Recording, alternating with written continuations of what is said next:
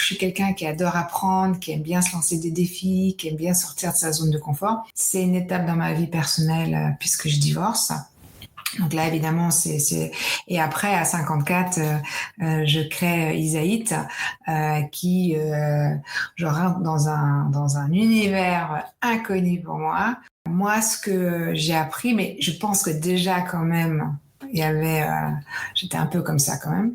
C'est-à-dire, c'est go and get it done, quoi. C'est tu y vas, il y a une action, on y va, on se pose pas de questions. Mon chef, quand il m'a embauché, qu'est-ce qu'il cherchait? Il cherchait quelqu'un qui allait monter le niveau dans ses équipes avec l'expérience que j'amenais, quoi. Il dit, la bonne nouvelle, c'est que on va implémenter un logiciel, un CRM, Salesforce.com. Moi, je l'avais déjà fait chez Cisco et tu es en charge du déploiement mondial. Et puis là, je me disais, attends, là, je suis avec les costumes, dans la grande tour, à faire des trucs. Et puis après, je suis sur mon PowerPoint, mon Excel, à imaginer un monde différent, soutenant les femmes, dans la technologie. J'ai l'impression que je faisais un trop grand écart. Et puis je me suis dit, bon, allez, faut arrêter. Allez, go. Je me lance dans la nouvelle aventure. Bonjour et bienvenue dans 50 ans et toutes mes dents, le podcast de celles qui abordent et traversent la cinquantaine avec optimisme et croquent leur futur professionnel à pleines dents. Parce que la seniorité est une vraie valeur ajoutée, apprenons à la savourer et la valoriser. Je suis Karine Arnaud, coach professionnel et booster d'impact positif des carrières féminines. Je vous emmène à la rencontre de femmes inspirantes qui croquent leur futur professionnel à pleines dents avec audace et optimisme. Je vous partage également mes recettes pour nourrir votre confiance, booster votre énergie, développer votre influence, capitaliser sur vos talents, devenir votre propre opportunité et oser avec le sourire. Comment faire de ce cap tabou une période fertile, libératrice, créatrice de transformation et génératrice d'énergie? Comment faire de la cinquantaine une aubaine professionnelle? C'est dans 50 ans et toutes mes dents, et c'est maintenant.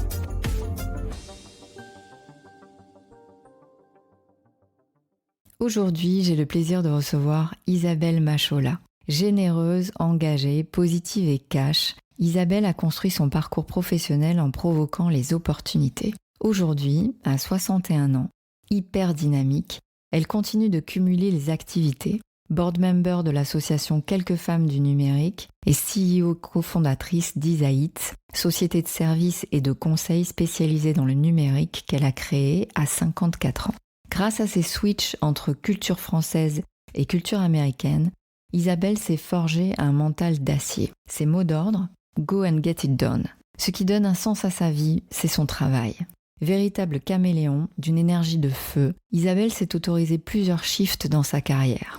À 42 ans, après avoir passé 13 ans chez Cisco, elle rejoint Dell et basculera ensuite chez Publicis. La cinquantaine marque un tournant crucial dans sa vie. Elle divorce et prend le risque de se lancer dans l'entrepreneuriat en montant sa boîte Isaït. Dans cet épisode, elle nous confie ses recettes pour réussir sa carrière. Être stratège et se projeter sur le long terme, avoir une connaissance absolue de qui on est, conserver un lien social important et s'ouvrir au monde.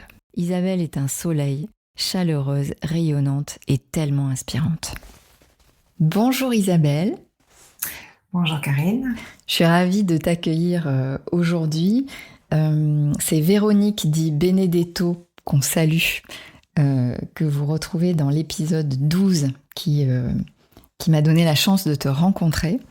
Sans plus attendre, je te propose que tu nous partages qu'est-ce que tu as envie de dire de toi, de ton parcours jusqu'à tes 50 ans, qui peut nous aider à en savoir un petit peu plus.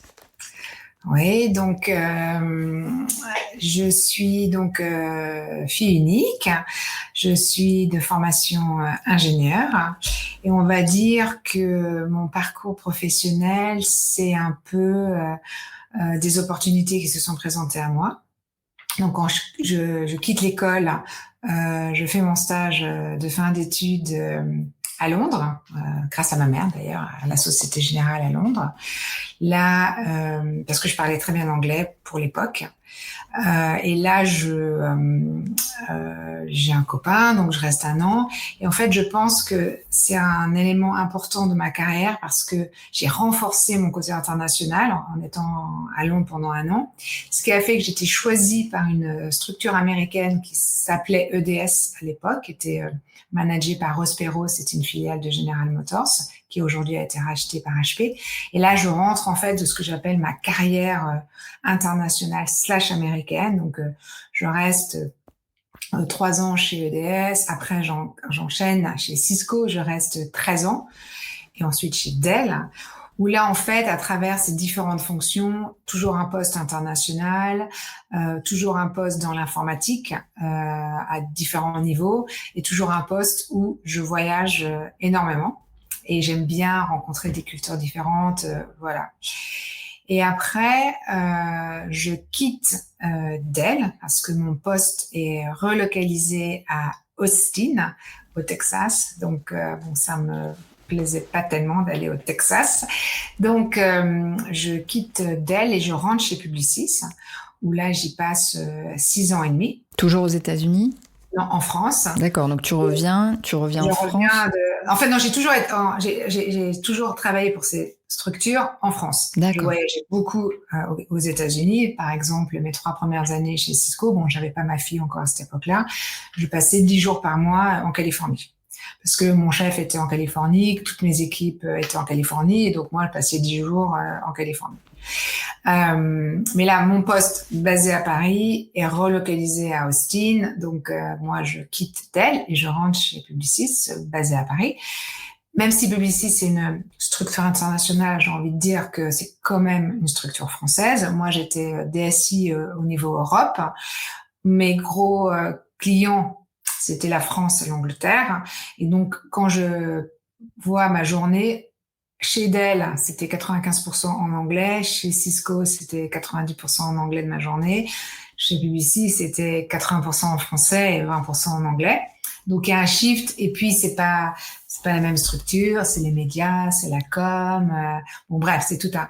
Et donc, on va dire que ça a été un shift pour moi qui ensuite, a fait un trigger de dire, voilà, il est temps pour moi d'aspirer à autre chose parce que mes valeurs personnelles sont importantes, que je les mets plus en avant, que voilà. Et comme je suis quelqu'un qui adore apprendre, qui aime bien se lancer des défis, qui aime bien sortir de sa zone de confort. Donc pour moi, 50 ans, je suis toujours chez Publicis, donc c'est pas passé tant de choses que ça à 50 ans, peut-être quelques petits désagréments de la vie en tant que femme, mais voilà. Bon, 51, c'est une étape dans ma vie personnelle puisque je divorce.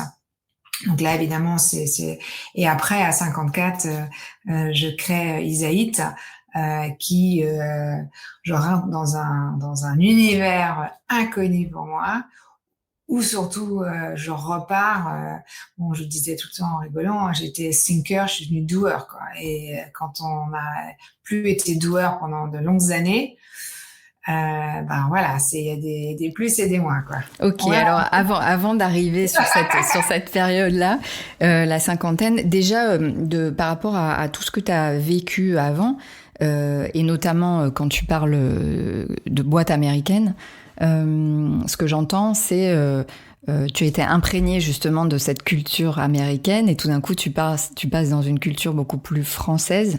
Déjà, qu'est-ce que tu as appris de cette culture américaine? Comment ça t'a construite? Qu'est-ce que tu en retires comme leçon? Ouais. La culture américaine, elle est ni mieux, ni moins bien, ni que notre culture. Elle est ce qu'elle est. Moi, ce que j'ai appris, mais je pense que déjà quand même, j'étais un peu comme ça quand même.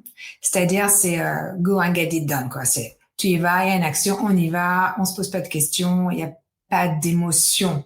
C'est des KPI, tu dois faire ça, si t'as pas fait. On est très dans l'action, le suivi d'action, etc. Donc moi, ce que j'ai appris, c'est à avancer vite. Donc je pense que j'étais déjà très agile, mais là, j'ai redéveloppé. On se dit les choses. Des fois, on les dit pas de façon, mais c'est pas c'est pas un truc où on dit quelque chose qu'on pense autre chose. Non, on dit. Moi, j'avais des chefs, ping, ils disaient les choses. Donc c'est assez cash quand même.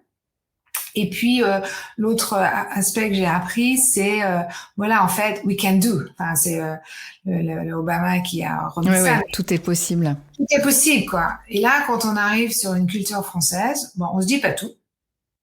On se ment un peu. Oui, on se raconte un peu des choses. C'est pas vraiment vrai. On prêche le faux pour avoir le vrai. Là, moi, je me rappelle, on dit aux équipes, bon, allez, on a un défi à relever. On va pas y arriver. Bon, après, en fait, moi, je disais toujours, les Français, ils étaient beaucoup plus smart d'une certaine façon que les Américains, parce que les Américains, je me rappelle quand j'étais chez Cisco France, nous, on avait très peu d'équipes par rapport à Cisco US. Les Américains disaient, il y a un problème, allez hop, Tiger Team, on met 20 personnes et boum, on y va. Nous, on n'a pas Tiger Team ou leur Tiger Team, c'est 4 personnes. Et donc, on était beaucoup plus smart de dire qu'est-ce qu'on peut faire aussi bien avec 4. On n'a pas de moyens, mais on a des idées. C'est ça, mais c'est ça. Mais c'est, voilà. Donc ça aussi, c'est quand même, c'est le positivisme un peu exagéré. Hey, how are you? En fait, ils s'en fichent complètement. Comment tu vas? D'ailleurs, même quand tu réponds, il est déjà parti. C'est pas le sujet. Voilà. On peut dire que c'est superficiel, mais moi, je trouve qu'on avance, on se pose moins de questions. D'une certaine façon, ça correspond plus à ce que je suis moi en tant que personne, parce que moi, j'aime bien être honnête. Je suis très honnête. Et dans un monde où il faut pas être trop honnête, le monde un peu, alors pas politique, parce que j'ai pas fait de politique, mais moi je suis pas bonne, parce que moi je vais dire les choses, quoi. Donc là, évidemment, il y a un de mes copains recruteurs qui disait c'est comme un éléphant dans un magasin de porcelaine. Ah bah, tu vas bouger. Bon voilà. Et puis j'aime bien avancer vite, j'aime bien passer aux choses. Voilà, ça correspondait. Je pense que j'avais déjà ces qualités ou en tout cas ces compétences, mais que ça a accéléré. Et j'adorais. Moi, je disais à ma fille quand elle était au lycée, j'ai dit tu sais moi j'étais très très bonne en anglais. Bon, j'ai vécu 2 ans en Allemagne. J'étais pas très bonne en allemand, c'était ma deuxième langue. D'ailleurs, je parlais anglais. Mais j'ai dit, moi, j'étais top gun de parler hyper bien en anglais. Toi, ça va être normal. Et au contraire, d'ailleurs, si tu parles pas anglais, tu vas être nul. Oui, aujourd'hui, il faut même, aujourd'hui, depuis un Et petit maintenant, moment, il faut 3 langues. Voilà, c'est ça. Ouais. Donc, on n'était pas du tout. Et moi, voilà, comme j'étais bonne en langue, enfin, en anglais, je naviguais comme un petit poisson, quoi. Ouais. Et ce que j'entends, c'est que tu as su trouver très jeune, enfin très tôt en tout cas, des entreprises dont la culture correspondait à tes valeurs, correspondait à ton énergie. Ce que j'entends, c'est tu avais besoin de quelque chose de positif, de stimulant, dans le sens on y va, on voit le verre à moitié plein, et que tu as su tôt envisager ça et y aller et puis rester dans ça, parce que tu t'as enchaîné 3 boîtes américaines, t'aurais pu faire des shifts avant et puis y revenir. Ouais. Et donc t'as su spotter ça assez tôt et comprendre ce qui correspond dans cette boîte à ce qui te correspond à toi, et utiliser ça.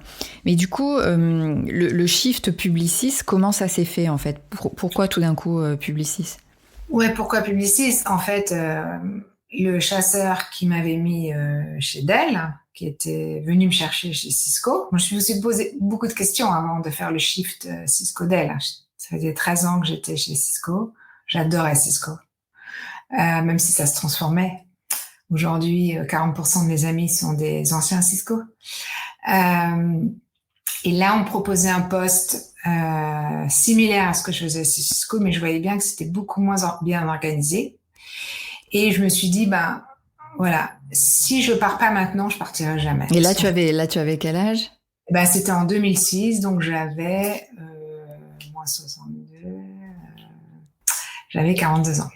Tu avais 42, ok. Et en fait, je suis partie parce que je me suis dit, j'ai appris plein de choses. Je pense qu'au niveau système d'information, donc de l'IT, Cisco était largement au-dessus de Dell. Et que je pouvais apporter mon expertise. Est-ce que mon chef, quand il m'a embauché, qu'est-ce qu'il cherchait? Il cherchait quelqu'un qui allait monter le niveau dans ses équipes avec l'expérience que j'amenais, quoi. Et c'est comme ça, j'ai pris la décision de partir. Après, j'ai resté 3 ans chez Dell. Ça a été vraiment, ça a bousculé beaucoup parce que Moi, je raconte quand on parle de résilience et s'adapter. Pour moi, Dell, c'est la meilleure expérience. J'arrive chez Dell après 13 entretiens. J'arrive en septembre. Donc, mon chef, c'est le patron, c'est le DSI Europe. Et donc, en septembre, j'arrive. On passe... il y a un chef, Michael Dell n'était plus aux commandes de Dell. Il était une sorte de retraite. C'était un autre, Kevin. Donc, je rencontre Kevin. Je vais à Austin pour rencontrer Kevin. 3 semaines après, boum, Kevin se fait sortir. Michael revient, explique pourquoi il revient. Il veut reprendre en main la situation. Voilà. Ensuite, deuxième mauvaise nouvelle pour Dell. Dell, chaque année, il y a un classement. Dell passe numéro 2 derrière HP. Donc là, ça met l'entreprise down. Ça n'a jamais été. Dell était toujours numéro 1. Et là, convocation de mon chef, qui est donc le DSI Europe. Il me dit, Isabelle, j'ai une bonne et une mauvaise nouvelle à t'annoncer. Alors, je dis, écoute, tu vas commencer par la mauvaise, et comme ça, on terminera par la bonne. Donc là, il me dit, la mauvaise, c'est, je n'ai plus de poste, je ne suis plus DSI Europe. Tu vas reporter, on globalise l'informatique. Donc lui sortait ou il changeait de poste? Donc lui, en fait, il a été protégé par le patron de l'Europe. Donc il s'est mis, je sais pas exactement ce qu'il a fait pendant 1 an.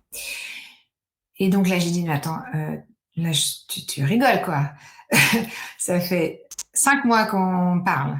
J'ai rencontré 13 personnes ou 12 ou 13 personnes. Et là, boum, on globalise. Mais quand on globalise, moi, j'ai vu globaliser Cisco quand je suis arrivée. Ça a mis des mois et des mois. Enfin, oui, on en discutait, mais c'était pas sûr. Bon, j'étais rentrée, j'ai dit à tout le monde, ne rentrez jamais pour quelqu'un, parce que je suis rentrée pour lui. C'est plus mon chef. Donc ça, c'est un conseil peut-être à partager, ne jamais rentrer pour quelqu'un. Jamais. Surtout dans une grosse ou petite, mais jamais. Et donc là, je reporte un Américain. Je dis, bon, alors c'est quoi la bonne nouvelle dans tout ça? Il dit, la bonne nouvelle, c'est que on va implémenter un logiciel, un CRM, Salesforce.com. Moi, je l'avais déjà fait chez Cisco et tu es en charge du déploiement mondial. Et donc, on me donne ce déploiement. Et donc là, je suis plus proche de Michael Dell parce que c'était un projet très important pour lui.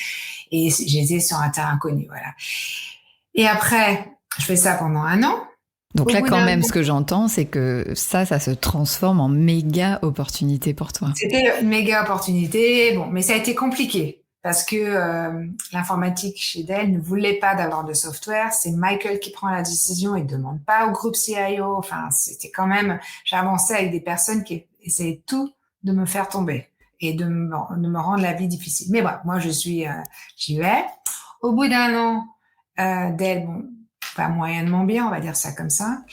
Et là, au bout d'1 an, ils disent, on va faire comme HP, on va se mettre en mode indirect. C'est-à-dire que Dell était en mode direct, on vendait directement à des clients, on va passer par des partenaires aussi.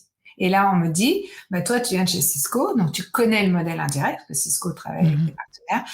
Donc, on me met en charge de toute l'équipe Sales Operations des partenaires. Donc, je dois restructurer le site d'e-commerce pour les partenaires. Je dois changer les systèmes d'information pour que les partenaires puissent accéder. Donc, chez Dell, il y avait plusieurs entités opérationnelles pour les partenaires, pour le SMB, pour les grands comptes, pour les telcos, etc. Avec à chaque fois des directeurs qui géraient. Donc, je suis en charge de ça pendant 1 an. Là, l'entreprise va pas très bien. Donc, ils combinent tous les départements opérations. Et moi, on me dit, tu vas aller au marketing. Moi, IT, je vais au marketing. Et là, je m'occupe de tout ce qui est de la business intelligence, donc toute la donnée nécessaire pour que le market fasse ses bonnes campagnes, aller chercher les bons prospects, etc. Donc, je passe d'IT à partenaire, à marketing. J'ai 4 chefs en 3 ans. Si ça s'appelle pas ça de l'adaptabilité et de la résilience.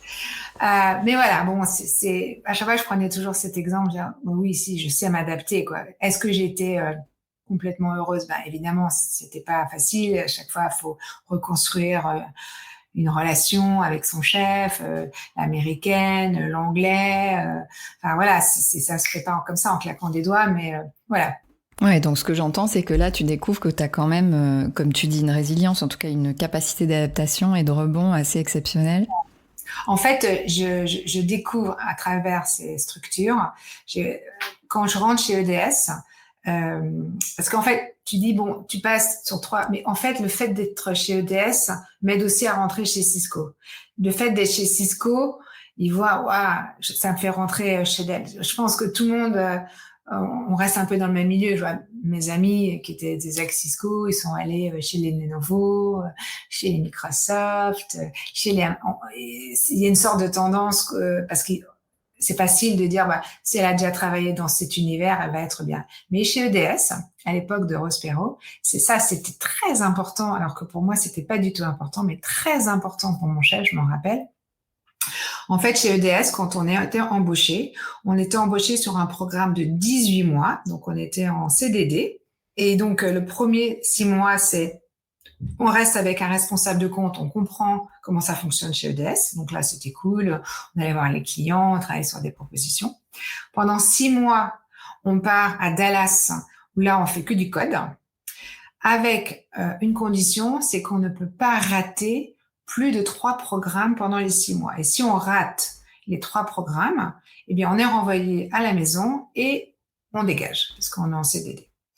Et la troisième phase, eh ben, ce qu'on a appris à coder selon les méthodes, à développer selon les méthodes EDS, on va être sur un compte et là, on va développer comme on nous a appris à Dallas.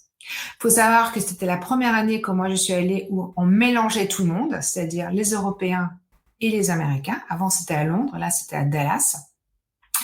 Et que là, en fait, le mécanisme, il te donne un programme et te dit, tu as 3 jours pour le rendre. Bon. Si tu prends un peu de retard, au bout de 2 jours, il t'en redonne un autre. Donc, tu n'as peut-être pas fini encore ton premier, mais il te donne... Et en fait, ça c'est comme ça.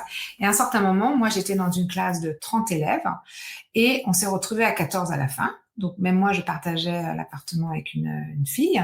Elle est partie en milieu parce qu'elle a raté ses 3. Et moi, j'en avais raté 2 programmes. Donc, j'ai pas raté le dernier, mais j'étais hyper stressée au moment de la soumission du 3e. Et en fait, je l'ai rendu sans dormir toute la nuit.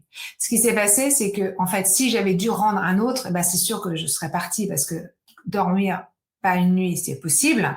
Pas dormir 2 nuits ou 3 nuits, à ce moment, le cerveau, il fonctionne plus. Et en gros, ce que j'ai appris, c'est là, je me suis dit, waouh, moi, déjà, je sais que je suis une bosseuse. Mais là, je peux carrément travailler toute une nuit. Et donc, en gros, quand je suis arrivée, c'est quand je partais à 20h, je me disais, mais j'avais fait une demi-journée, quoi, parce que, et quand j'ai été interviewée par mon futur chef chez Cisco, qui était le groupe CIO de l'entreprise, il m'a dit, oh, t'as fait le SED programme à Dallas? Je dis, oui. Il me dit, oh, mais t'es brillantissime. Je dis, non, enfin, j'ai fait, quoi, mais j'étais pas brillantissime. Simplement, j'avais une puissance de travail et je savais que j'avais cette puissance, mais là, ça m'a montré que, j'avais une résistance, une puissance, que si on me poussait, ça marchait, quoi. Et peut-être on reviendra dessus. Là, évidemment, j'ai moins de 30 ans, donc j'ai la puissance en plus physique. Après, ce qui est stressant, c'est se dire, j'ai toujours cette volonté et cette puissance, sauf que le corps, il suit pas aussi bien. Peut-être, mais en tout cas, tu sais aussi mieux là où tu dois mettre ton énergie et comment justement en prendre soin. Et du coup, le shift Publicis, il se fait comment? Le chasseur vient me chercher, je l'appelle parce je dis, voilà, Dell est en train de se restructurer. Mon poste est mis à Austin. Si je veux partir, j'ai un poste. Mais moi, je veux pas aller à Austin. Donc, voilà, elle dit, il cherche quelqu'un. Et le deal, je crois que c'était chercher quelqu'un justement qui venait pas du milieu pour un peu disrupter et qui avait des méthodes un peu agiles et rapides, quoi. Il voulait vraiment faire avancer les choses. Donc, je tiquais les cases. Ouais. Ok. Et donc là, on arrive sur la cinquantaine. Hein. Ouais. Mais c'est ça qui est intéressant, c'est que évidemment dans ce podcast, on parle beaucoup de la cinquantaine et de comment réussir sa deuxième partie de carrière. Plus j'avance dans le podcast, c'est plus je m'aperçois que c'est pas quelque chose qu'on décide comme ça à 50 ans, que c'est quelque chose évidemment qui se prépare bien avant, bien en amont. On peut effectivement l'anticiper beaucoup. Ou alors, quand il y a quelque chose qui se déclenche à 50 ans, c'est peut-être même qu'inconsciemment, c'était quelque chose qu'on portait depuis bien avant. Donc toi, tu me dis, à 51 ans, bon déjà, tu divorces.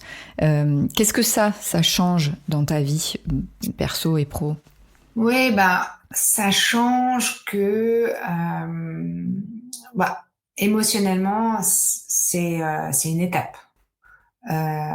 Et puis, bah, je rencontre aujourd'hui, enfin, je rencontre après mon divorce ou avant mon divorce, Philippe, hein, qui est le cofondateur avec moi d'Isaït. Et là, tu as raison, c'est pas quelque chose bang. Je passe de chez Publicis à Isaït, comme ça en un jour, et puis voilà. Non, c'est pas comme ça que ça se passe. En tout cas, pas pour moi, parce que moi, je suis très analytique, etc. Et en gros, je pense que ce que ça change, bon bah déjà une certaine, je suis apaisée, voilà, c'est important dans la vie personnelle d'être bien quand surtout on va aller affronter euh, un nouveau milieu, un nouveau travail, un nouvel environnement. Moi, j'aime bien dire que la vie, c'est plein de piliers, quoi. Il y a un pilier enfant, il y a un pilier famille, il y a un pilier ami, il y a un pilier travail. Et on se repose sur, c'est un pilier à un certain moment, il est un peu bas, mais on se repose sur l'autre et quand tout est bas, c'est plus compliqué. Donc, ça m'apaise. Et puis, je suis avec quelqu'un qui, ça fait 10 ans, alors on s'est connus d'ailleurs chez Cisco, c'était mon fournisseur, donc c'est très drôle. Donc lui aussi ingénieur, il a été dans des grands groupes et à un certain moment il a shifté, il est devenu serial web entrepreneur et donc il a créé plusieurs boîtes. Donc lui, ça fait 10 ans qu'il est dans ce milieu. Et moi je commençais à dire bon voilà, j'accepte de moins en moins qu'on bouscule mes valeurs personnelles. Donc à ce moment-là, tu es chez Publicis? Ouais, je suis chez Publicis et donc il dit mais pourquoi on ferait pas un truc ensemble? J'ai dit non mais non moi Je ne mélange pas tout. non je lui ai dit bah écoute je suis cadre dirigeant dans de grands groupes, voilà ce que je sais faire, mais non et voilà et en gros au moment où Quand tu me dis je suis cadre dirigeant dans un grand groupe, etc., qu'est-ce qui te freine à ce moment-là? C'est quoi? C'est la sécurité? C'est la peur de bah devoir mettre un peu plus les mains dans le cambouis? C'est quoi? c'est ça, ouais, Mm. c'est la sécurité, c'est mettre la main dans le cambouis. J'adore les challenges, j'adore sortir de ma zone de confort, mais quand je sors de ma zone de confort, c'est comme si j'avais quand même un petit fil qui me relie à mon ancienne zone. Donc c'est comme si je sors de la maison, je sais pas trop où je vais, mais j'ai toujours le petit fil qui me dit, au cas où je me perds, je peux revenir J'ai des avec le petits cailloux. Mm. petit caillou. Et là, il veut m'emmener dans un territoire où je ne connais rien. Donc oui, c'est un mélange de tout, quoi. Mm. Et en fait, bah, je l'ai expliqué au début d'Isaïd parce que j'étais souvent dans le milieu des startups, c'est quand même un milieu assez jeune. Donc évidemment, quand tu es quelqu'un de un peu moins jeune qui est là, bah, ça m'est arrivé plusieurs fois au salon des entrepreneurs et dans d'autres, dire bah, voilà, qu'est-ce qui s'est passé, qu'est-ce que vous regrettez, comment ça s'est fait. Je me rappelle aussi un forum Elle Active, les filles venaient me voir. Et en gros, bah moi, je dis non, je l'ai pas fait en une journée. J'ai dit bon, bah je crois qu'il est temps pour moi de quitter le grand groupe parce que bah, je m'y sens plus bien. Mais qu'est-ce que je vais faire? Et en fait, moi, je suis très forte dans l'introspection. Donc, je me suis dit en quoi je suis forte, en quoi je suis peut-être moins bonne, et qu'est-ce que je veux vraiment faire. Et moi, j'ai mis 1 an pour vraiment voir à quoi je voulais faire. Et bah, je l'ai fait vraiment méthodique, c'est-à-dire je me suis dit bon, ok, c'est peut-être la structure qui me plaît pas, mais j'adore être DSI, j'adore la technologie, et voilà, travailler sur d'autres projets. Donc, je me suis mise sur le marché de l'emploi. Et quand, au bout de la deuxième fois, j'ai refusé un poste qui était mieux payé que celui que j'avais, qui était plus grand parce que c'était DSI Monde, je me suis dit, bon, d'abord, tu vas être grillé vis-à-vis des chasseurs parce que quand tu refuses, après, ils te disent, bah, attends, celle-là, voilà. Et donc, je me suis dit, bah, peut-être que c'est le métier de DSI, j'en veux plus, quoi. Donc, je me suis mis freelance. Et j'ai fait 2 missions, dont une d'ailleurs grâce à Véronique, et, euh, et une autre dans un grande assurance à la Défense. Mais en fait, ce que j'avais pas compris quand on est freelance, il y avait pas mal de personnes à 50 ans qui se mettent freelance. Ce que j'avais pas compris, c'est qu'il fallait vendre un produit. Le produit s'appelle Isabelle. Et moi, je sais bien vendre quelque chose, une solution, etc. Mais vendre moi, et là, les 2 postes, pendant 1 an, je les ai trouvés grâce à mes relations. Et je me suis dit, et puis là, il y avait Philippe qui tirait, alors je travaillais pas 5 jours sur 5, je prenais 2 jours pour un peu penser, puis il tirait. Puis à un certain moment, je crois que j'ai eu un déclic, c'était dans le métro, j'allais travailler à la Défense, le vendredi, je me rappelle, je travaillais que la demi-journée à la Défense. Et puis là, je me disais, attends, là, je suis avec les costumes, dans la grande tour, à faire des trucs. Et puis après, je suis sur mon PowerPoint, mon Excel, à imaginer un monde différent, soutenant les femmes, dans la technologie. J'ai l'impression que je faisais un trop grand écart. Et puis je me suis dit, bon, allez, faut arrêter. Allez, go.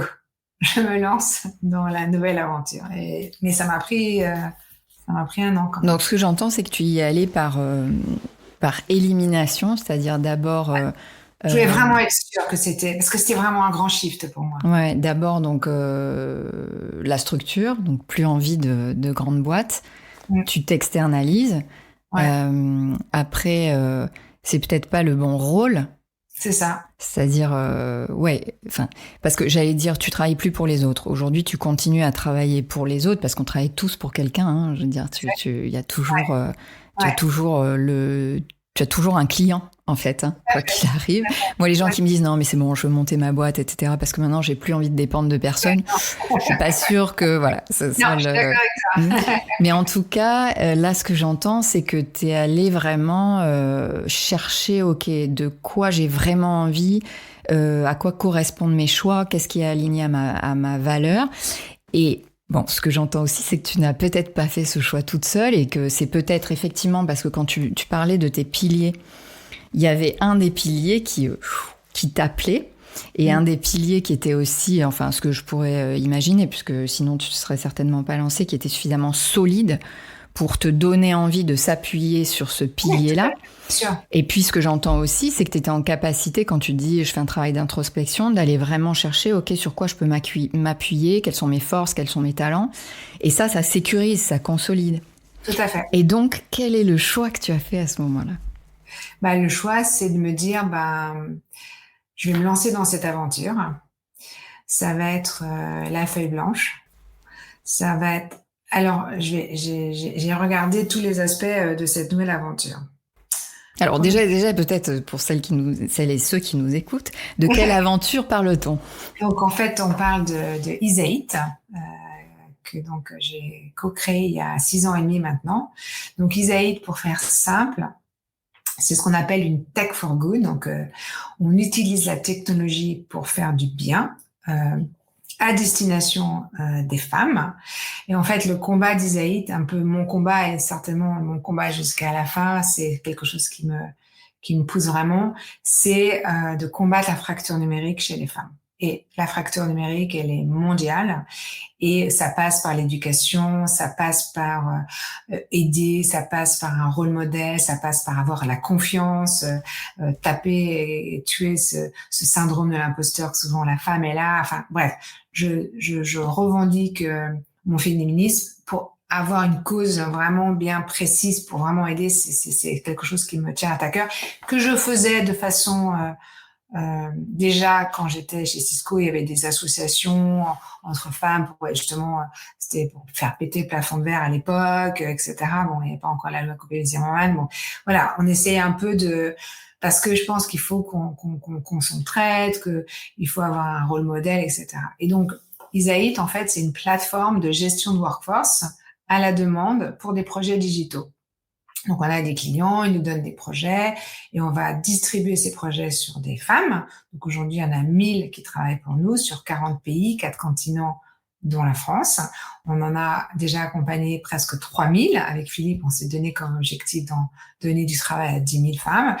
Elles sont freelance, elles travaillent à temps partiel parce que pendant les 3 ans où elles restent chez nous, eh bien, on va les accompagner pour qu'elles réalisent le projet pour lequel elles sont venues, reprendre les études, devenir entrepreneurs ou chercher un travail. On va s'assurer qu'elles gagnent l'argent qu'elles se sont dit qu'elles allaient gagner. Et surtout, on a créé la Easy-Ate Digital Academy où là, elles vont se former, bien sûr, au métier qui leur permettra de travailler sur des projets Easy-Ate, mais sur d'autres formations qui leur seront nécessaires pour elles, parce qu'on fait des partenariats avec des vrais centres de formation. Nous, on n'est pas centre de formation.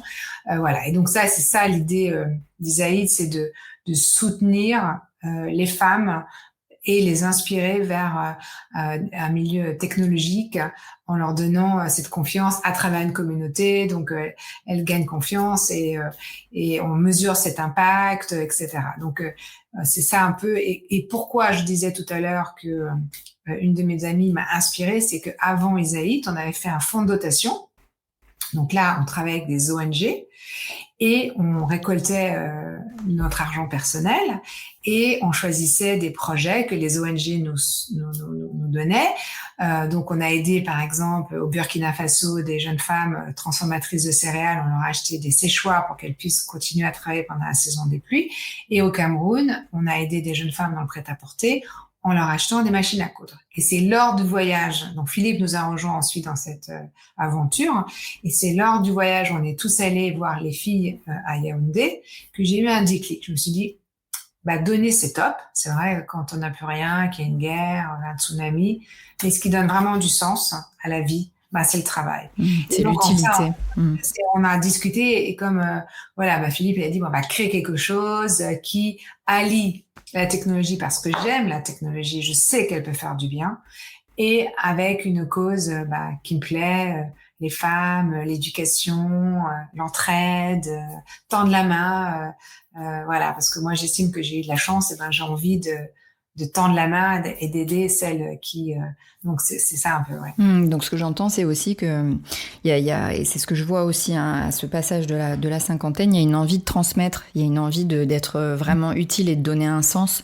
On a moins besoin de se prouver comme avant, mais il y a vraiment une quête de sens, une quête d'utilité qui s'enclenche, et ça c'est ce que j'entends dans ce que tu dis, c'est-à-dire trouver vraiment une mission, à quoi je participe de plus grand dans ce monde. Et donc aujourd'hui, qui sont tes clients?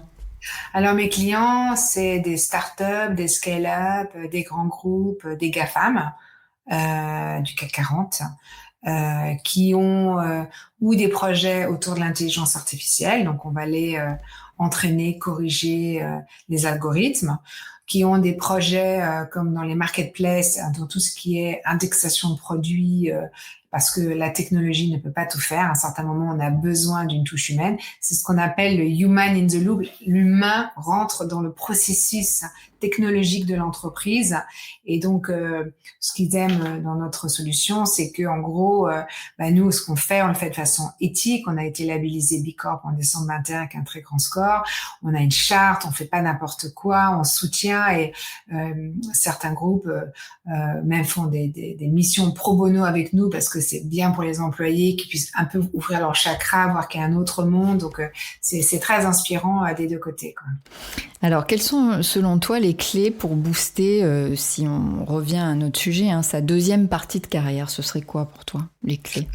Alors, je pense que les clés, c'est vraiment de se poser. Alors, je sais que quand on est c'est compliqué parfois, mais de se poser et se dire, en fait, c'est qui moi? Qui suis-je?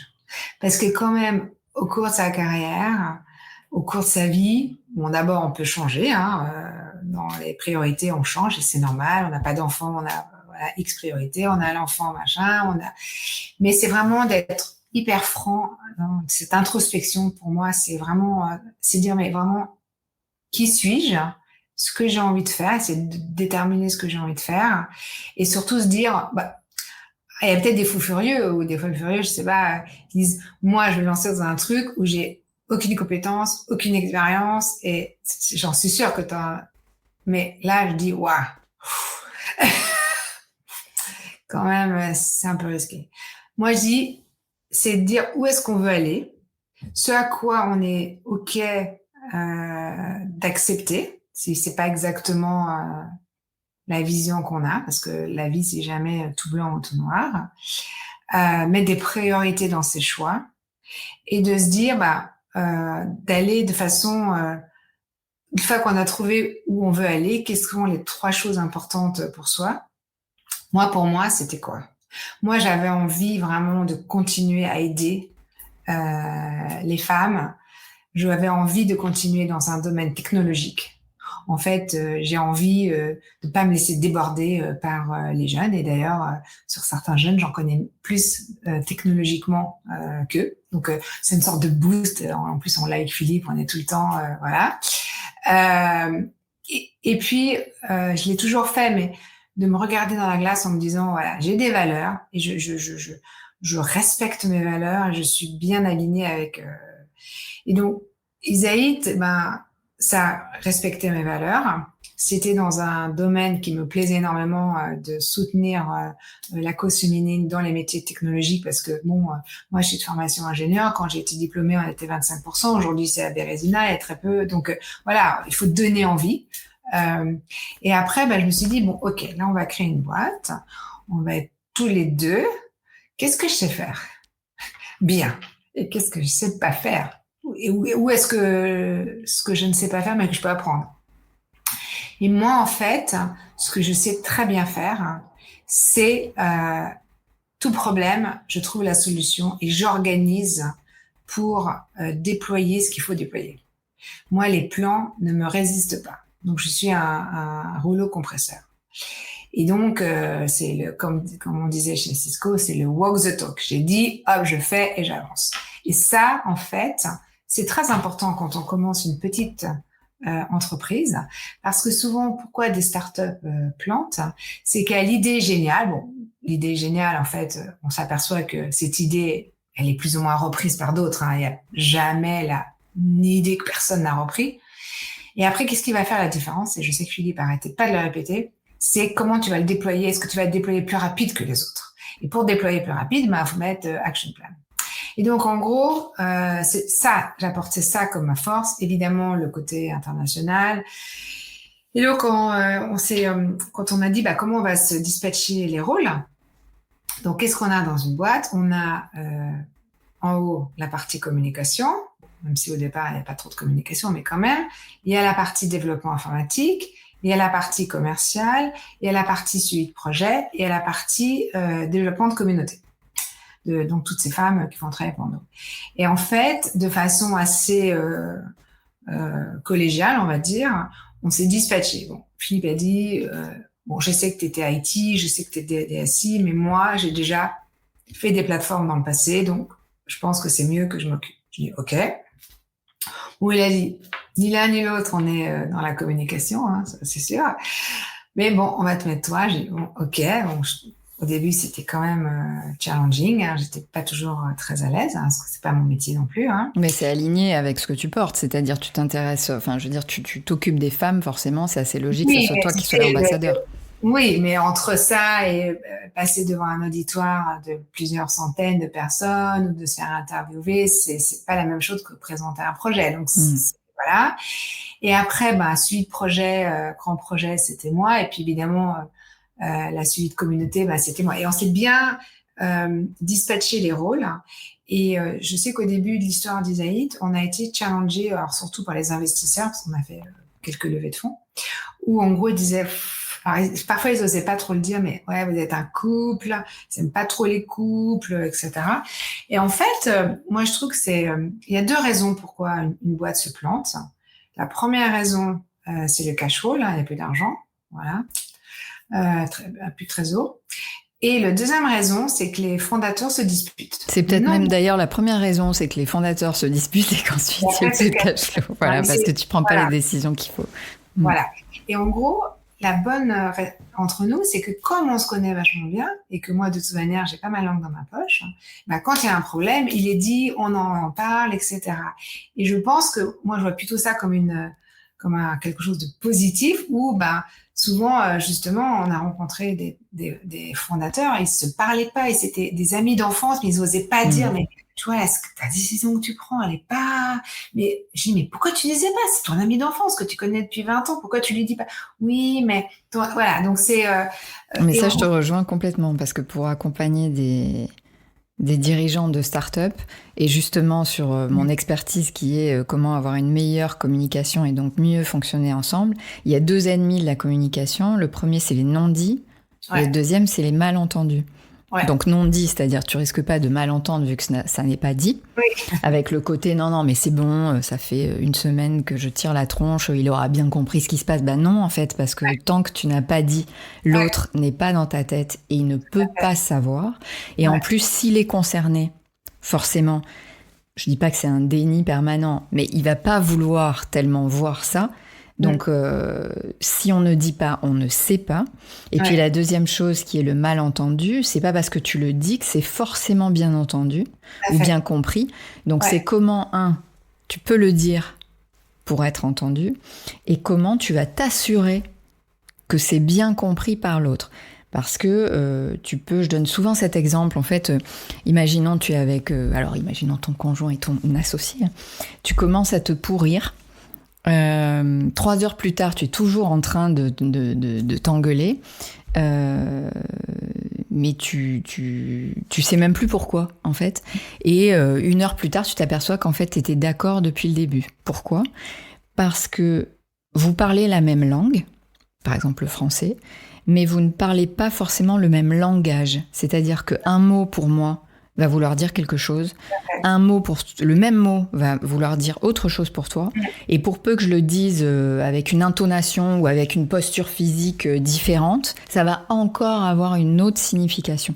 Donc vraiment là, c'est très subtil, arriver à avoir une bonne communication et surtout à bien se comprendre. C'est vraiment clé. Donc ce que j'entends, c'est que... Oui. Et en fait, excuse-moi, mais tu vois, par exemple, ma première société, c'était une ESN, en fait. À l'époque, on disait pas ESN, on disait SS2I. Et on nous a appris à reprendre. Et donc maintenant, c'est reformulation. Reformulation. C'est systématique. C'est-à-dire, quand on vient me dire quelque chose, alors je le fais moi en perso, évidemment, mais en professionnel, c'est mon cerveau bing. Donc là, tu m'as dit plein de choses. Donc, je vais reformuler avec mes mots ce que j'ai entendu que tu m'as dit. Oui, enfin, la première chose, il y a 2 types de reformulation. La première, c'est tu reformules exactement avec les mots de l'autre. Parce qu'en fait, et souvent en conflit... Ça, je fais jamais. Alors, il y a vraiment 2 étapes. La première, c'est tu reformules avec les mots de l'autre. Pourquoi ? Parce qu'en conflit, donc souvent sous une certaine tension émotionnelle, l'autre peut avoir des mots qui le dépasse. Donc déjà, rien que de faire cette étape-là en disant donc si j'entends, tu me dis que je suis, imaginons un truc horrible, tu vois, rien que de dire ça, l'autre va tout de suite dire non, c'est pas exactement ce que je voulais dire en fait, et donc il redescend d'un cran.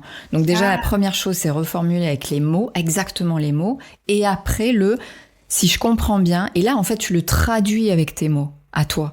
Si je comprends bien, ça veut dire que... Et là, l'autre va dire non, ça veut pas tout à fait dire ça. Et donc, il va redire avec ses mots. Et là, pareil, Et donc, tout ce temps-là, en fait, et typiquement, surtout en définition d'objectif, par exemple, tout ce temps-là qui peut paraître un temps long à passer, à expliquer, ça peut paraître long, mais c'est hyper précieux au départ pour gagner du temps après. Je suis convaincue de ça.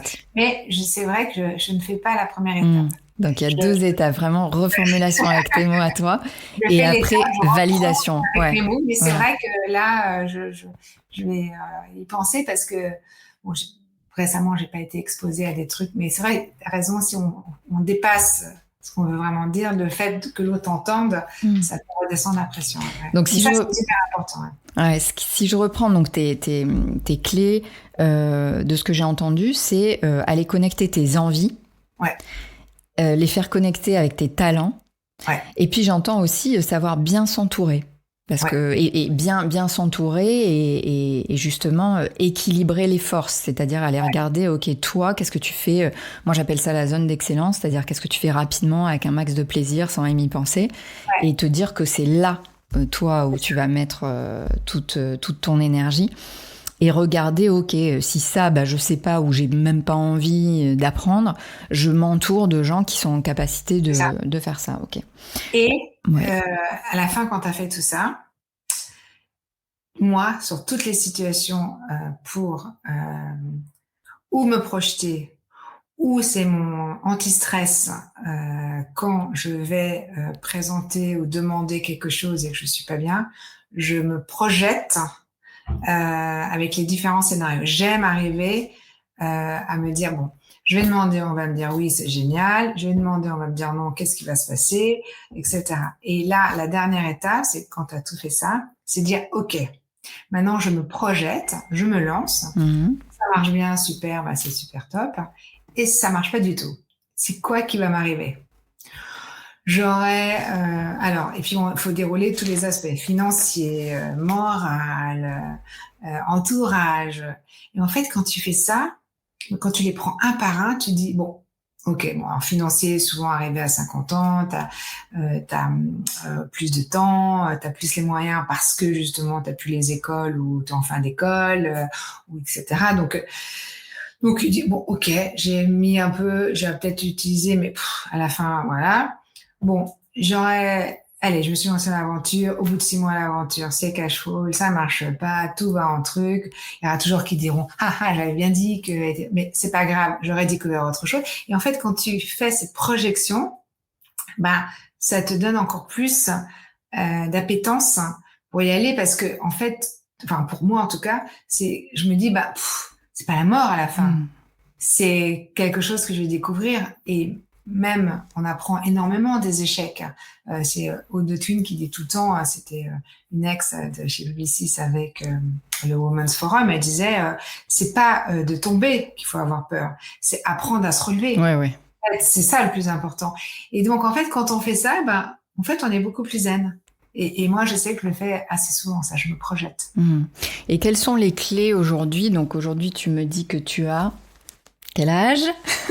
61. Voilà, 61 ans. Quelles sont les clés de ta vitalité? C'est quoi tes secrets? Alors, ma vitalité, moi, je pense que ça se résume autour de peut-être 2, 3 points. Bon, j'ai la chance quand même d'être bien née et d'avoir une très bonne santé. Et ça, quand même, ça aide parce que, quand même, quand on a la pêche, on peut avoir la pêche dans sa tête, mais si on a des douleurs, si on est fatigué de façon chronique ou quoi que ce soit, quand même, c'est moins facile. Donc moi, j'ai de la chance. Et d'ailleurs, aujourd'hui, je dis, attention les jeunes, moi, j'ai pas pris soin de mon corps, j'ai beaucoup de chance, mais prenez soin de votre corps dès que vous êtes jeune. Pourquoi? Parce que il y a 5 ans, j'ai eu une cruralgie. Et là, la cruralgie, c'est comme une sciatique, c'est une nerf rural, et c'était la première fois de ma vie que j'avais mal quelque part, non-stop. Avec des comprimés, j'avais mal, allongé, j'avais mal, assis, j'avais mal, bref, je souffrais de martyre, c'était horrible. Donc, je vais voir le médecin. Là, je fais un peu la pleureuse, mais pourquoi ça m'arrive? Je comprends pas. Il dit, vous êtes trop sédentaire, vous restez tout le temps assis, hein. Je dis, qu'est-ce que je peux faire? Parce que moi, problème, solution. Elle me dit, yoga ou piscine. Je dis, alors là, on oublie la piscine. Parce que je déteste la piscine, j'aime bien me baigner dans la mer, mais la piscine, hors de question. Donc, il y a 5 ans, j'ai dit, ok, faut faire du yoga. Moi, le yoga, on va s'endormir. J'en ai déjà fait quand j'avais 20 ans. C'était pas très... Ouais, mais ça, c'est ce que tu pensais, parce que le yoga, c'est tout comme ça. Et donc, je me suis lancée dans le yoga. Du yoga, j'ai fait du pilates. Et aujourd'hui, c'est dans mon agenda. C'est-à-dire qu'il y a 3 heures par semaine, au minimum, où je bloque. Il faut vraiment que la tête tombe sur la tête pour que je dise, je fais sauter mon yoga du lundi soir à 21h. Bon, il saute de temps en temps, mais très, très peu, en fait. Et j'ai vraiment pris conscience que j'ai une bonne étoile, mais j'ai quand même eu ce petit truc qui, rien du tout au regard de plein d'autres personnes qui ont. Mais voilà, ça, c'était... La deuxième chose, c'est que en fait, j'aime les challenges, j'aime bien sortir de ma zone de confort, j'adore apprendre, j'aime bien les nouveautés. Donc en fait, je suis toujours en quête d'aller chercher de nouvelles histoires. De nourrir ta curiosité. Ouais, c'est ça. Donc là, en fait, je suis intéressée. La vie est belle quand même. Franchement, là, je regarde, il y a des nuages, du soleil. On a quand même la chance d'être en France. C'est un beau pays. Moi, j'ai beaucoup voyagé dans des pays très, très pauvres. J'ai vu des personnes qui vraiment souffraient. Moi, quand je relativise par rapport à, même si c'était pas toujours hyper simple quand j'étais jeune, mais donc voilà. On revient un peu à ce qu'on disait au début. Moi, je suis can-do, je suis positive, je vois toujours le verre à moitié plein. enfin voilà, je me satisfais. En fait, j'ai pas de... Si, j'ai bien sûr, j'ai des envies, mais je me satisfais quand même. Je me dis, bah, j'ai de la chance de ce que je fais. Je pensais pas que enfin, quand je regarde dans le rétroviseur, je me dis, mais ce qu'elle a fait, Isabelle, est-ce que c'est bien? Bah, je dis, bon, ok, elle aurait peut-être pu faire mieux. Et je suis très dans la critique, introspection, et voilà. Mais quand même, je me dis, bah, c'est pas si mal que ça. Et donc voilà, je suis quand même, j'ai envie de voir la vie. Et en fait, je suis franco-grecque, donc mon père a été grec, enfin il est décédé. Et lui, lui c'était la joie de vivre, quoi. Il se fait demain, c'est pas très grave. La vie de toute manière, c'est fait pour s'amuser avec les copains. Donc lui, bon, évidemment, t'as compris qu'il me suivait pas trop au niveau des études, hein, c'était pas très grave. Mais et en fait, il m'a donné ce, voilà, moi je pense que c'est hyper important le lien social. En fait, c'est drôle parce que est-ce que quelqu'un à 20 ans m'a dit ou à 30 ans m'a dit, tu sais, pour faire que ton cerveau il fonctionne bien, il faut garder le lien social.